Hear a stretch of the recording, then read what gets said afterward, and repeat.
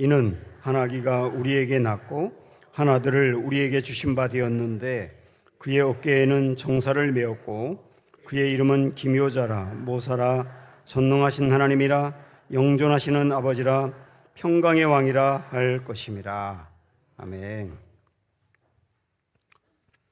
예수님이 사시던 당시에 사람들은 예수님을 인정했습니다.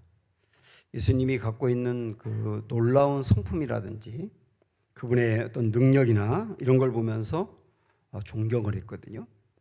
어떤 사람들은 예수님이 말씀을 잘 가르치다 보니까 위대한 스승이라고 생각을 했습니다. 어떤 이들은 병자들을 고쳤기 때문에 의사 같은 분이라고 생각을 했죠.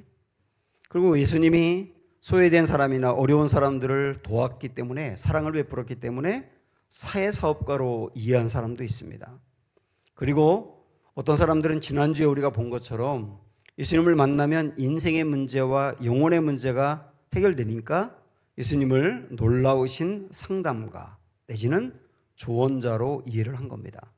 오늘날에도 대부분의 사람들은 교회를 다니든 교회를 다니지 않든 예수님을 존경합니다. 4대 성인으로 인정을 하고요. 그리고 기독교에 대해서는 교회에 대해서, 교인에 대해서, 목사에 대해서는 공격을 많이 해도 그래도 예수님에 대해서는 아직까지는 보통 좋게 보는 편인 것 같아요. 그런데 딱 거기까지입니다. 만약에 사람들에게 우리 예수님은 훌륭한 인간 정도가 아니라 하나님이라고 이야기하면 정색하거든요. 예수님이 하나님이라고 하는 것은 믿음의 대상이 된다는 뜻이에요. 훌륭한 인간과 비교가 안 되는 것이죠. 만약에 예수님이 하나님이 아니라고 한다면 우리가 오늘 이렇게 주일날 모여서 예수님께 예배 드릴 필요가 없습니다. 다만 소크라테스나 공자나 석가처럼 우리가 그분을 존경하고 필요에 따라서 그분의 가르침을 선택해서 따르면 되거든요. 그런데 우리 예수님은 그 이상입니다. 우리는 지난 시간부터 예수님은 누구인가? 예수님은 무슨 일 하셨는가? 그 테마를 가지고 이사야 9장에 있는 말씀을 보고 있습니다. 복음서에도 예수님에 대해서 많이 나와 있지만 구약의 예언에서 우리 예수님에 대해서 더 풍부하게 알려주기 때문에 이사야 9장의 말씀을 통하여 예수님을 살펴보고 있어요. 예수님에게 4개의 이름이 소개가 되고 있는데 지난주에는 기묘라 모사라. 무슨 뜻이라 그랬죠? 놀라우신 조언자, 원더풀 카운슬러라고 했지 않습니까? 그래서 모든 사람들이 예수님께 나아가면 인생의 문제가 풀린다. 그래서 그거를 배웠어요. 자, 그런데 우리 예수님에겐 또 다른 이름이 있습니다. 오늘 말씀 6절 다시 한번 다 같이 볼게요. 이는 한 아기가 우리에게 낳고 한 아들을 우리에게 주신 바 되었는데 그의 어깨에는 정사를 메었고 그의 이름은 기묘자라 모사라. 그다음 뭐라 그랬어요? 전능하신 하나님이라. 이렇게 나와 있습니다. 우리 예수님은 누구냐? 전능하신 하나님이다. 이렇게 말할 수 있습니다. 자, 예수님이 하나님이다. 굉장히 중요한 사실이거든요. 예수님이 하나님이다. 그 사실 위에 기독교 진리가 세워지게 된 거예요. 그러면 예수님은 정말 하나님일까? 우리 이걸 살펴봐야죠. 먼저 우리 예수님이 당신이 스스로 하나님이라고 밝히셨어요. 예수님은 당신의 이름을 가끔 이렇게 말씀하셨습니다. 인자가 너희에게 왔다. 인자가 말한다. 우리 예수님 스스로 당신을 인자라고 표현했거든요. 여기 인자는 사람 인자에 아들 자자를 써서 인자라는 말 그 자체로 보면 사람의 아들이라는 뜻으로 보이거든요. 그래서 우리 예수님이 하나님이 아니고 사람의 아들처럼 보이는 용어인데, 그러나 그 인자라고 해석한 그 말씀의 본래적인 뜻은 뭐냐면, 여기 보시면 하나님으로부터 전 우주적인 권세와 지배권을 부여받은 분, 이런 의미가 있거든요. 하나님으로부터 보좌에 앉아 계신 하늘의 보좌에 앉아서 세상을 통치하는 하나님에게서 온 우주와 온 만물을 통치할 수 있는 권세와 고난을 부여받은 분이 인자라는 뜻이에요. 원래가. 그렇게 본다면 인자라고 하는 말은 우리 예수님이 하나님이라고 하는 것을 보여주는 거죠. 또한 우리 예수님 스스로 복음서에서 당신이 하나님이라고 얘기했어요. 우리 지난주에 복음서에 대해서 배웠지 않습니까? 복음서는 허구가 아니다. 실제 있었던 것을 기록한다. 다양한 어떤 비교를 했지 않습니까? 그거를 감안하면서 빌립이라고 하는 제자가 예수님에게 이렇게 질문했거든요. 한번 보세요. 빌립이 이르되 주여 아버지를 우리에게 보여주옵소서. 그리하면 족하겠나이다. 예수께서 이르시되 빌립아 내가 이렇게 오래 너희와 함께 있으되 네가 나를 알지 못하느냐. 그 다음에 뭐라고 했냐면 나를 본 자는 아버지를 보았다 그랬어요. 나를 본 자는 아버지가 누구예요? 하나님이죠. 나를 본 사람은 하나님을 보았다. 그 말은 뭡니까? 내가 곧 하나님이다 그 얘기예요. 파격적으로 말씀하셨거든요. 내가 하나님이다. 우리 예수님은 거짓이 전혀 없는 분이세요. 완전히 진실하신 분이세요. 우리 예수님은 죄도 전혀 없지 않습니까? 그분이 스스로 말하는 거예요. 나 하나님이야.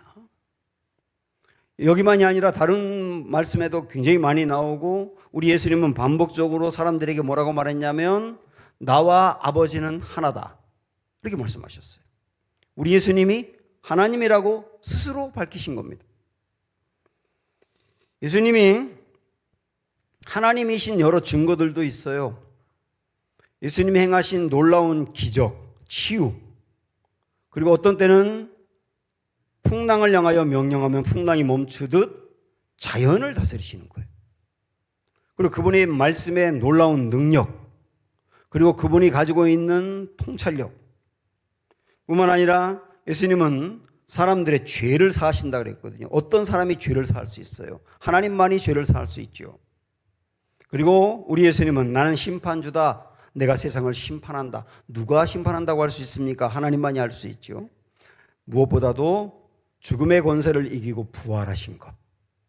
이 모든 것들은 우리 예수님이 하나님이신 것을 입증하는 거거든요.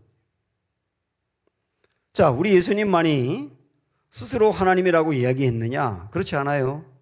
예수님 주변에 있던 사람들은 예수님을 뭐라고 했는가? 우리 한번 몇 군데 말씀을 보겠는데 먼저 베드로가 고백을 하는 걸 보세요. 예수님께서 제자들에게 너희는 나를 누구라고 생각하냐? 이렇게 물어봤을 때 베드로가 이렇게 말하지 않습니까?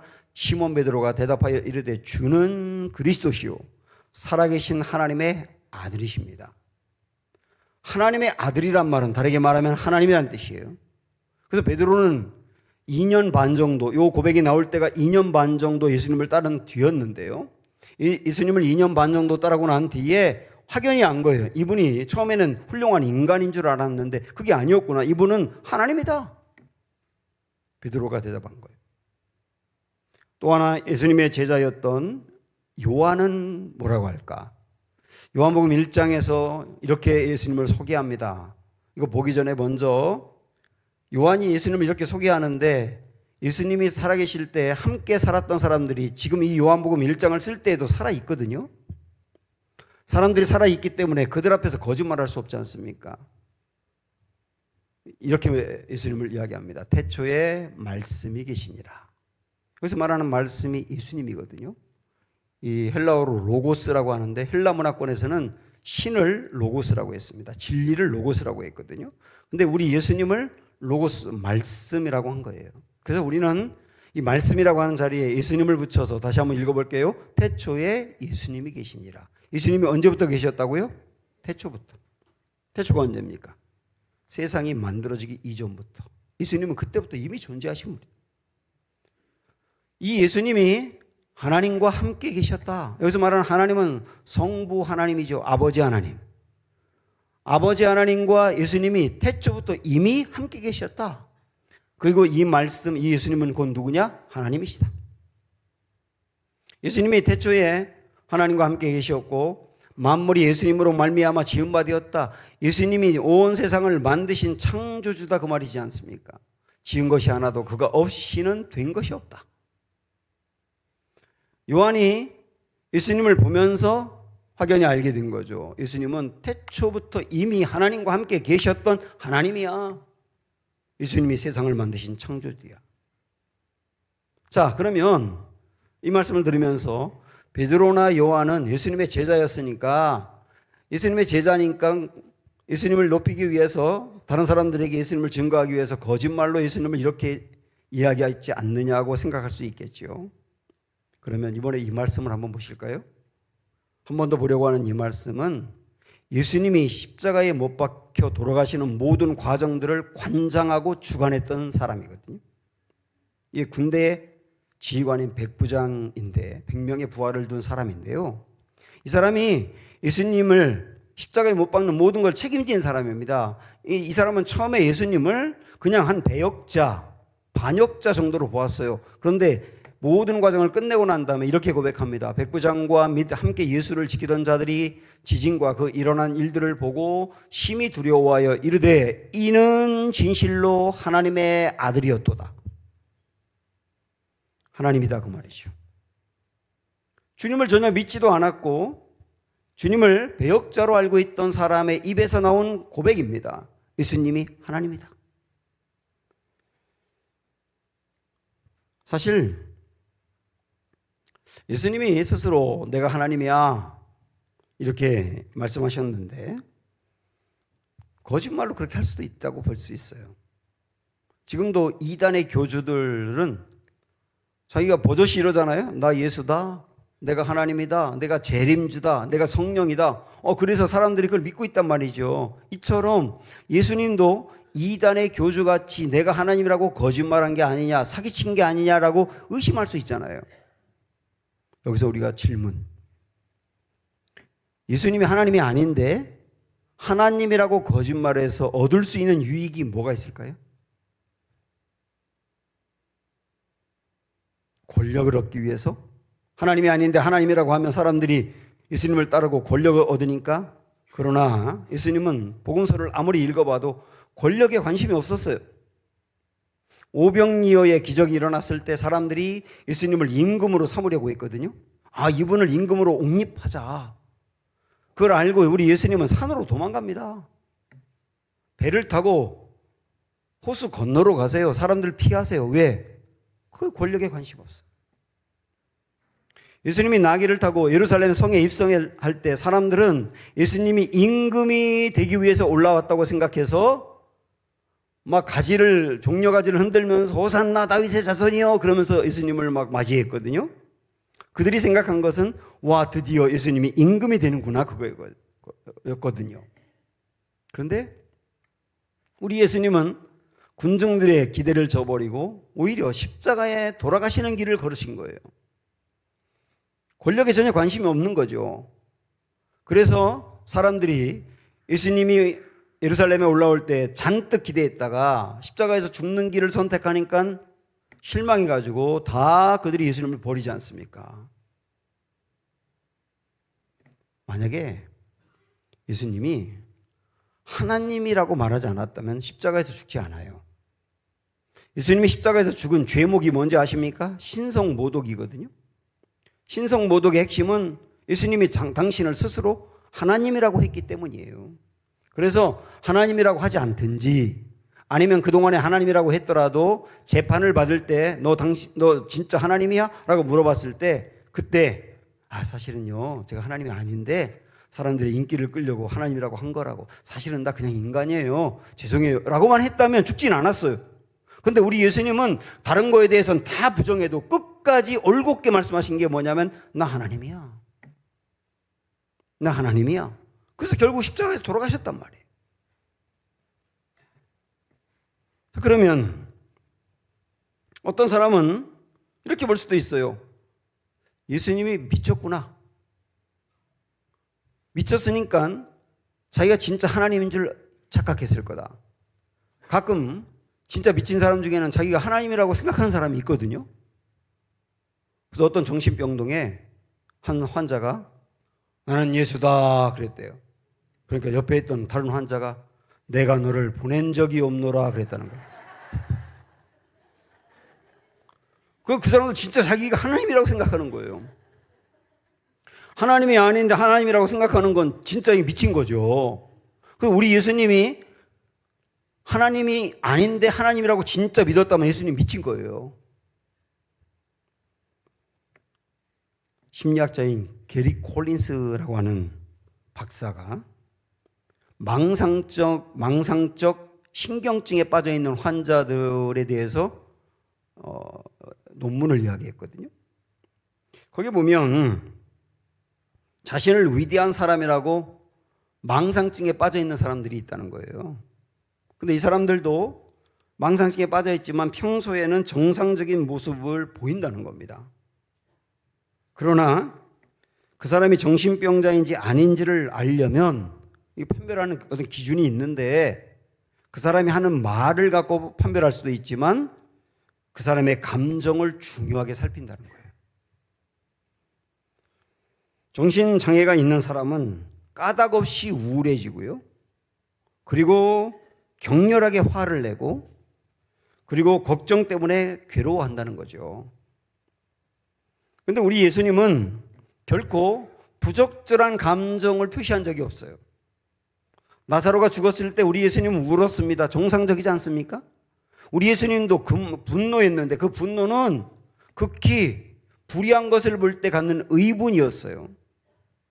성전을 더럽힌다든지 그런 걸 볼 때 우리 예수님은 의분을 가져. 이 정상적인 감정을 표현했단 말이죠.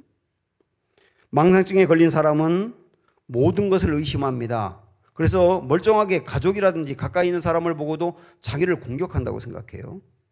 그래서 도망을 가든지 아니면 그 사람과 함께 싸우든지 이런 일이 벌어지지 않습니까? 그리고 현실과 동떨어진 걸 보고 실제인 줄 알아요. 근데 우리 예수님에게 어떤 이런 모습이 나온 적이 있나요? 또한 정신병 환자는 생각이 혼란스럽습니다. 사리에 맞는 대화를 나누지 못하고 잘못된 결론으로 비약해버리거든요. 그래서 다른 사람과 대화가 안 되는 거예요. 왜? 뭐라고 얘기하면 잘못된 결론으로 그냥 비약해버리니까. 그러나 예수님은 명쾌하고 힘있게 분명하게 말씀했거든요. 정신병 환자는 또한 부적절한 행동을 해요. 이상한 옷차림을 한다든지 다른 사람들과 원만한 교제를 갖지 못합니다. 그런데 우리 예수님은 극히 정상적인 행동을 할 뿐만 아니라 우리 예수님은 폭넓은 교제권을 형성하고 있었어요. 이런 걸 통해서 우리는 예수님 미쳤다라고 하는 주장도 전혀 근거가 없다 하는 것을 이야기할 수 있습니다. 다 양보해서 무엇보다도 예수님이 미친 영향력이라는 걸 한번 생각을 해보십시오. 예수님은 군대를 지휘한 적이 없습니다. 책을 쓰거나 법을 만들거나 법을 집행하거나 그런 적이 없어요. 그런데 예수님 당시에 세계 최고의 나라였고 세계를 지배했던 로마를 기독교가 지배합니다. 예수님에 관한 책보다 더 많은 책을 갖고 있는 인물이 없어요. 모든 이 세상에 나와 있는 책 중에 가장 많은 한 인물에 대해서 가장 많이 쓴 책이 예수님에 대한 책이거든요. 그리고 예수님의 말씀은 많은 정부의 기반이 되기도 하고요. 민주주의를 만드는 헌법의 토대가 되기도 합니다. 이 세상의 민주주의의 많은 헌법 중에 예수님의 산상수훈을 기초로 한 게 굉장히 많거든요. 그리고 학교나 병원이나 인권단체 같은 것이 예수님을 믿는 제자들에 의해서 만들어진 게 다수거든요. 하버드, 예일, 프린스턴, 옥스퍼드 이런 유명한 대학뿐만 아니라 우리나라에도 굴지의 많은 대학들이 예수님을 믿는 사람들에 의해서 세워졌지 않습니까? 서양 문화권에서 여성들의 지위가 향상된 것도 예수님 말씀 때문이거든요. 예수님을 받아들이기 전에 다른 나라들은 여성을 사람으로 취급하지 않았어요. 없는 존재나 다름없게 취급했거든요. 그런데 예수님을 받아들이면서 예수님은 모든 생명은 똑같다고 이야기하고 존중이 여겼기 때문에 여성의 인권이 신장이 된 겁니다. 노예제도가 폐지된 것도 예수님을 신실하게 믿는 영국의 윌버포스 같은 그런 사람들에 의해서 이루어졌거든요. 그들이 예수님의 말씀을 받으면서 예수님은 어떤 누구도 학대받아서는 안 된다. 모든 사람을 존중히 여겨야 된다. 라고 하신 말씀에 기초하여 노예제도도 폐지한 겁니다. 이 외에 AD, BC로 나누게 된 기준도 결국 예수님의 탄생과 연관되어 있지 않습니까? 이 모든 것들을 다 놓고 볼 때 예수님이 하나님이 아니라고 한다면 어떻게 이런 영향력을 미치는가라고 하는 거예요. 물론 예수님이 하나님인 걸 받아들이는 것은 믿음의 영역이긴 하지만 그러나 단 한 명이라도 이런 거에 대한 의구심이 있어서 예수님을 온전히 받아들이지 못할까 싶어서 제가 좀 상세하게 말씀을 드렸습니다. 지금까지 드린 말씀은 예수님은 하나님이다 하는 거예요. 우리 예수님은 하나님일 뿐만 아니라 어떤 하나님이냐? 전능하신 하나님이세요. 전능하신 하나님. 하나님에게 속성이라고 하는 게 있거든요. 또 본질적인 특성을 말하는데 하나님에게 이런 속성이 있습니다. 하나님은 영원하세요. 하나님은 시간을 초월하십니다. 이 세상에 시간이 있기 전부터 이미 존재하셨고 이 세상의 끝 이후에도 영원히 존재하실 분이라 우리 예수님은 하나님은 영원하신 분이세요. 그리고 우리 하나님은 어디에나 계십니다. 지금도 이 자리에 우리 마음에 계시면서 이 자리에도 계시고 어디에나 계세요. 우리 예수님 하나님은 변함이 없으세요. 우리 하나님은 우리를 사랑하시는데 어떤 땐 사랑했다, 어떤 땐 사랑하지 않았다, 왔다 갔다 하지 않고 늘 마음이 변함이 없으세요. 언제나 사랑하세요. 그리고 변함이 없기 때문에 하나님이 하신 약속은 반드시 이루십니다. 하나님은 전지하세요. 모든 걸 다 아십니다. 우리의 마음의 생각도 아십니다. 우리의 과거와 현재와 미래까지 아십니다. 미래까지 알기 때문에 우리를 하나님이 인도하시는 것은 항상 옳은 길이에요. 우리의 미래까지 아시는 분이 어련히 좋은 길로 인도하지 않겠습니까? 그렇게 믿고 나아가는 게 성도의 모습인 거예요. 자, 이런 속성들과 함께 우리 하나님의 놀라운 속성이 또 뭐가 있느냐? 전능하신 하나님이에요. 전능하신 하나님. 아브라함이 나이 99세 때 하나님 아브라함을 찾아오셨어요. 그리고 오셔서 이런 말씀을 하십니다. 17장 1절 창세기 보시면 아브라함이 99세 때에 여호와께서 아브라함에게 나타나서 그에게 이르시되 나는 전능한 하나님이라. 너는 내 앞에서 행하여 완전하라. 이게 하나님을 전능한 하나님이라고 말씀하고 있는데 하나님께서 당신의 이름을 이렇게 알려주는 것을 계시라고 하지 않습니까? 하나님이 당신의 이름을 계시할 때는 어떤 일을 하고자 하는 의도가 있기 때문이거든요. 아브라함에게 나타나서 나 전능한 하나님이야 이렇게 말씀하는 것은 어떤 의도가 있는 건데 그게 뭐냐면 아들을 주겠다는 거예요. 아브라함의 나이가 99세, 사라의 나이가 89세. 근데 내년 이맘때 아이를 낳는다. 100세 때, 그리고 아내가 90세 때 아이를 낳는다는 거예요. 하나님이 그 말씀을 아브라함에게 하세요. 그래서 전능한 하나님이라고 하는 거거든요. 아브라함은 사라와 함께 아이를 가질 수 없는 생물학적으로 이제 불가능한 상황이거든요. 그래서 아브라함은요, 하나님의 아들을 준다고 하니까 고개를 숙이고 웃었다고 나와요. 고개를 숙이고 웃었다는 말은 배를 잡고 웃었다는 뜻이에요. 그리고 하나님을 비웃은 거예요. 하나님, 제 나이가요, 내년에 100세입니다. 제 아내도 90세입니다. 우리가 어떻게 아이를 낳습니까? 배를 잡고 웃었다고요. 사라도 하나님의 말씀을 듣고 비웃었거든요. 그들에게 하나님이 하셨던 이 말씀 읽어보시죠 한번. 시작. 여호와께서 능하지 못할 일이 있겠느냐. 하나님 어떤 분이라고요? 전능하신 하나님. 그리고 실제 그 가정이 1년 뒤에 아이를 낳습니다. 그 아이가 이삭이지 않습니까? 이삭의 이름의 뜻이 웃음인데 비웃었던 가정에게 웃음을 주신 하나님이었거든요. 하나님은 누구냐? 전능하신 하나님. 자, 하나님이 전능하신 하나님이라고 하는 사실을 또 명백히 보여주는 제가 아주 좋아하는 말씀이 있는데 로마서 1장이거든요. 이 말씀을 먼저 볼까요? 내가 복음을 부끄러워하지 아니하노니 이 복음은 모든 믿는 자에게 구원을 주시는 하나님의 능력이 됨이라. 먼저는 유대인에게요, 또한 헬라인에게로다. 자, 여기에 능력이라는 단어가 나와요. 하나님의 능력인데 이걸 헬라어로 두나미스라고 합니다. 그런데 로마서 1장에 보면 하나님의 능력이라고 하는 단어가 3번 나와요. 3번. 언제? 첫 번째, 하나님이 세상을 창조했다는 이야기할 때 하나님의 능력이 나와요. 그러니까 하나님의 능력 정도로 세상을 만들었다는 거예요. 그렇죠. 당연하죠. 두 번째가 예수님을 죽은 자 가운데서 부활시킨 능력이거든요. 이미 죽은 사람을 살려내는 것도 하나님의 능력 정도 있어야 가능하지 않습니까? 그런데 그런 능력이 또 한 번 나타났는데 그게 뭐냐면 예수님을 믿지 않던 사람들을 믿어서 구원받게 하는 거예요. 여기도 이런 능력이 나타났다는 거예요. 여러분 구원받으셨어요? 하나님의 이 능력이 나타났기 때문입니다. 그럼 이 말씀 들으면서 아니 뭐 구원받는 게 뭐 대단하길래 천지를 창조하는 능력과 죽은 사람을 살려내는 그 정도 능력이 있어야 되느냐 이렇게 의문을 제기할 분이 있을 수 있는데 잘 들어보세요. 모든 사람은 절대로 스스로 구원받을 수 없습니다. 모든 사람은 자기가 구원받는 거에 있어서 절대적으로 무능합니다. 참선해서 스스로 해탈의 경지에 이를 수 있을까요? 참선을 오래 해서 내 안에서 모든 죄의 상념들까지 다 걷어내고 죄로부터 완전히 벗어나는 상태가 가능할까요? 죄에서 완전히 벗어나는 게 구원인데 참선으로 가능할까요?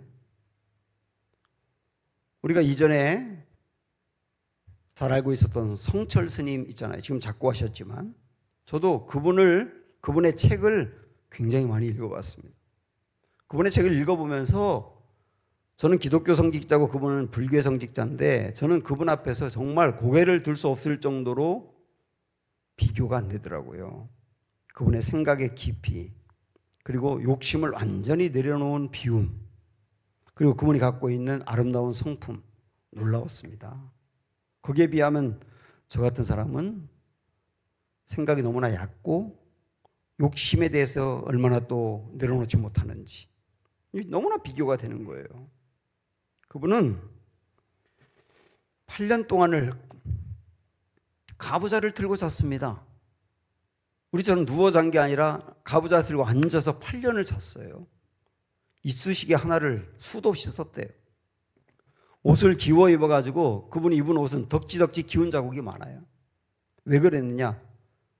죄의 상념을 이기고 죄로부터 완전히 벗어나는 상태에 이르려고, 구원의 상태에 이르려고 그렇게 한 것이죠.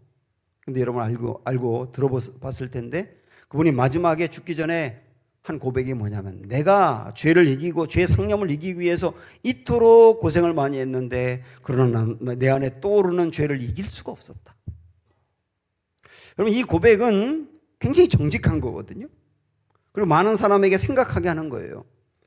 한 사람의 최고의 노력으로 죄를 이기고 구원의 단계에 이를 수 있는가? 불가능하다는 걸 보여주지 않습니까? 모든 사람은 스스로 구원받는 데 있어서 완전히 무능합니다. 그런데 그렇게 구원받을 수 없는데 저와 여러분은 구원을 받았잖아요. 어떻게 받은 것이죠? 하나님의 그 능력이 임하기. 하나님의 말씀을 들을 때, 그 말씀을 들을 때 내 마음을 하나님이 여셨고 내가 정말 죄인이라는 걸 받아들이게 하고 이 상태로는 내가 영원히 살 수 없다는 것을 인정하게 하고, 그리고 나 같은 사람을 위해서 예수님이 모든 죄를 해결해 주었다는 것을 마음으로 받아들이게 하고, 그 마음으로 받아들일 때 죄로부터 완전히 벗어나 구원받는 하나님의 백성이 된 거거든요. 이게 뭐냐? 하나님의 능력이 임했기 때문이다. 하나님의 능력이 임했기 때문이다. 하나님의 능력이 임하면 어떤 사람도 구원을 받을 수 있다. 어느 누구도 여기서 죄된 사람이 없다. 우리도 구원받은 게 증거가 아니냐. 그만큼 우리의 가족이라든지 우리 가까이 있는 사람도 하나님의 이 능력이 임하기만 한다면 무엇이든 가능하다. 이걸 우리에게 보여주는 겁니다. 하나님은 전능하세요. 하나님이 전능한데 우리 예수님은 하나님이니 예수님도 전능하신 분이세요. 그래서 우리 예수님은 지금도 우리의 삶에 전능한 일들을 이루어 가십니다. 아직까지 주님을 알지 못하고 만나지 못한 사람의 마음을 열어 구원받게 하는 전능한 일도 예수님이 계속 행하고 계십니다. 또한 지난 시간에 본 것처럼 이스라엘의 북쪽의 갈릴리 지역은 흑암과 고통과 그리고 멸시 가운데 있다 그랬잖아요. 그런데 그 땅이 장차 큰 빛이 임하고 즐거움으로 바뀌게 될 거다. 그게 구원이거든요. 언제 그 일이 일어나느냐? 기억나세요? 언제 일어난다 그랬어요? 한 아기가 탄생할 때. 그 아기가 예수님이지 않습니까? 예수님을 정말 마음으로 받아들이고 예수님과 상관 있는 삶을 살게 될 때 그 인생에 흑암이 물러가고 고통이 물러가고 멸시가 물러가고 진정한 참빛이 임하며 진정한 즐거움이 임하는 구원이 이루어질 것이다. 이 말씀합니다. 왜요? 우리 예수님은 전능한 분이니까요. 지금도 우리 인생에 예수님을 맞아들이고 초청하는 이들마다 이런 은혜가 있을 것입니다. 예수님을 기다리면서 전능한 하나님의 역사가 우리 모두에게 흘러가기를 주님의 이름으로 축원합니다.